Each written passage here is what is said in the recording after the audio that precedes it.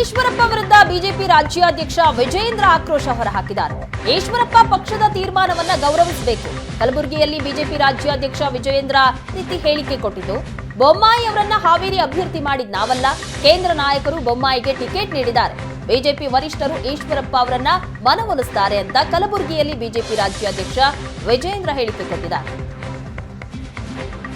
ಮಾನ್ಯ ಈಶ್ವರಪ್ಪನವರು ಹಿರಿಯರಿದ್ದಾರೆ, ಪಕ್ಷದ ಮುಖಂಡರ ಜೊತೆ ಸಮಾಲೋಚನೆ ಮಾಡ್ತಾ ಇದ್ದಾರೆ. ನಮ್ಗೆ ಈಗಲೂ ಕೂಡ ವಿಶ್ವಾಸ ಇದೆ.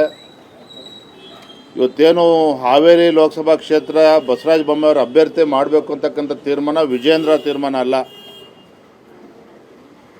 ಹಾವೇರಿ ಲೋಕಸಭಾ ಕ್ಷೇತ್ರ ಇರ್ಬೋದು, ರಾಜ್ಯದ ಯಾವುದೇ 28 ಕ್ಷೇತ್ರಗಳಲ್ಲಿ ಯಾರು ಅಭ್ಯರ್ಥಿ ಆಗಬೇಕು ಅಂತಕ್ಕಂಥದ್ದನ್ನ ಕೇಂದ್ರದ ಪಾರ್ಲಿಮೆಂಟ್ರಿ ಬೋರ್ಡ್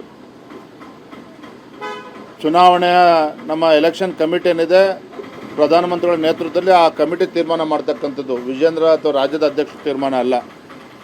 ಹಾಗಾಗಿ ಮಾನ್ಯ ಈಶ್ವರಪ್ಪನವ್ರಲ್ಲಿ ಹಿರಿಯರನ್ನು ಈಗಲೂ ಕೂಡ ಮನವಿಯನ್ನು ಮಾಡ್ತಾ ಇದ್ದೇನೆ.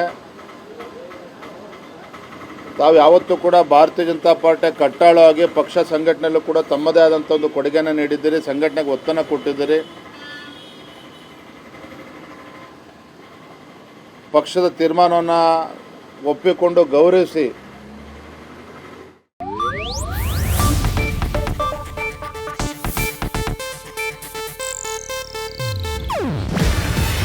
ಇದು ಏಷ್ಯಾನೆಟ್ ನ್ಯೂಸ್ ನೆಟ್ವರ್ಕ್ ಪ್ರಸ್ತುತಿ. ನೀವು ನೋಡ್ತಿದ್ದೀರಾ ಏಷ್ಯಾನೆಟ್ ಸುವರ್ಣ ನ್ಯೂಸ್.